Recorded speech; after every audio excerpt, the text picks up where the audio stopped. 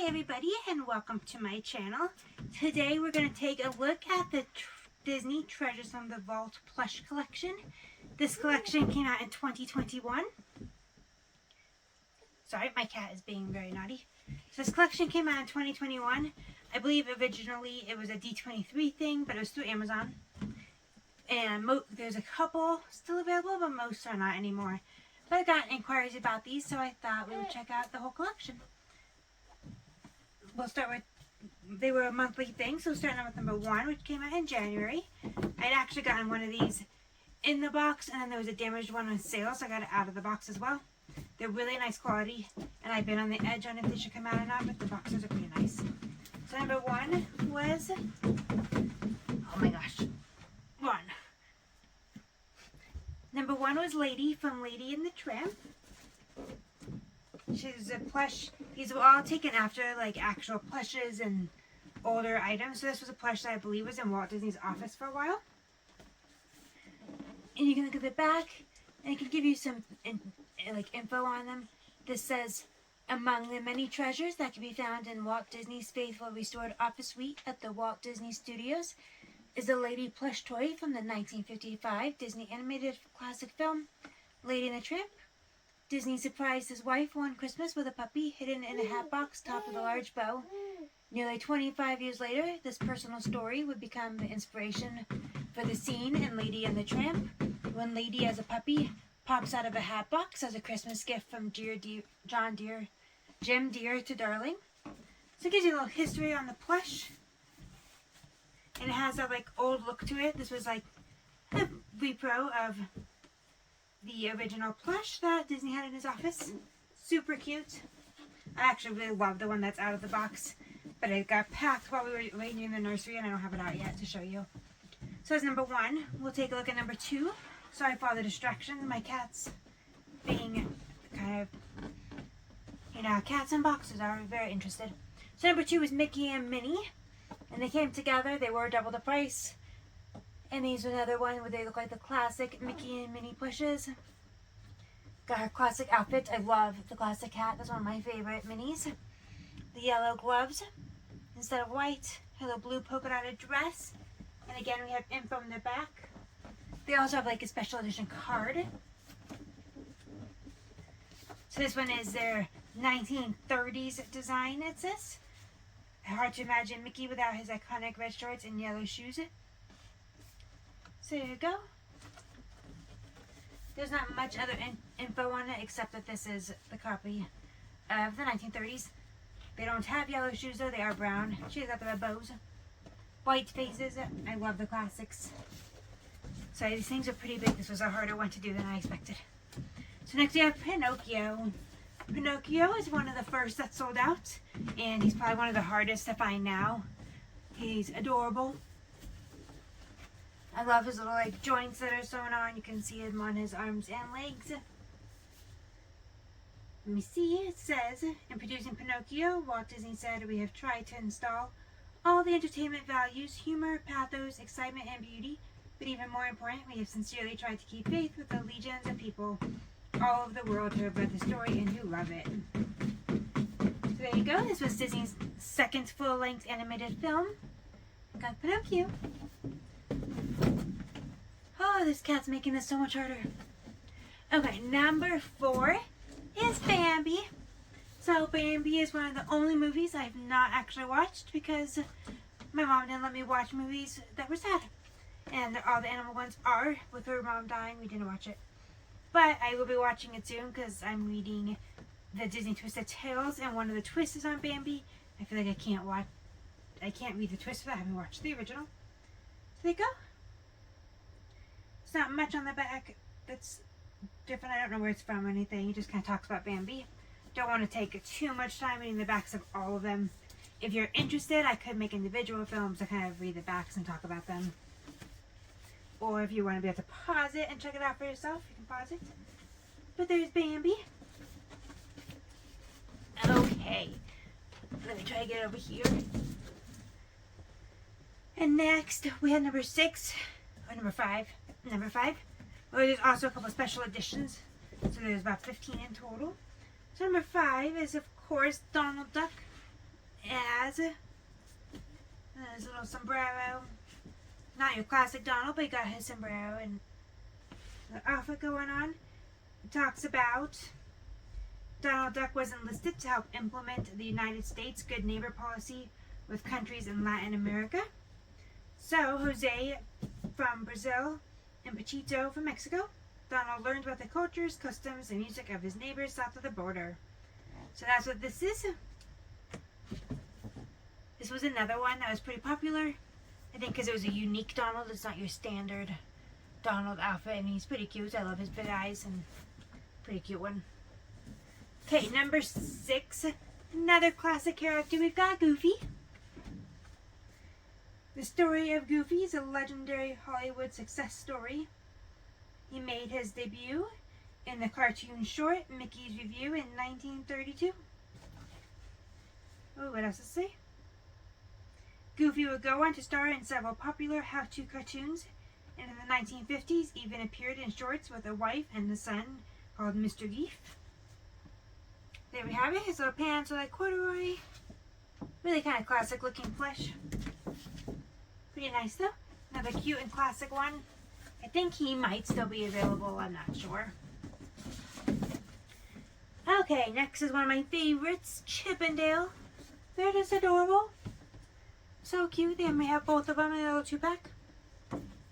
This was the July one, which is my birthday month as well, so I had to get them. Really, really cute ones. They had 24 shorts, causing a bunch of mayhem. I loved watching them growing up. They were always a favorite, and I loved seeing them at the parks. I have signatures from Chippendale in probably every autograph book I've got. And I'm hoping to be able to get them for my little girl when we go. Okay, that was 7, so let's look at number 8 up here, which is Baloo. Everybody knows Baloo and the Bare Necessities. I was really excited when he came out. He was one of the ones I looked forward to the most. I think it looks quite huggable. Pretty cute plush. I have the Jungle Book book, but I actually haven't read it, so I don't know if it's similar or not. But I will at some point. So there you have it. 1967, Baloo came out. I'm going to put him over here while we grab some of the others. Number 9 is Pluto, and he is all like corduroy looking. He had 48 of his own cartoons. It's kind of his big fact. In 1931, he became Mickey's pet dog. Only mouse to have pet dog, I believe. He's pretty cute though. He's another one I'd actually love to see out. I like his ear up here, kind of cockeyed. Your classic Pluto.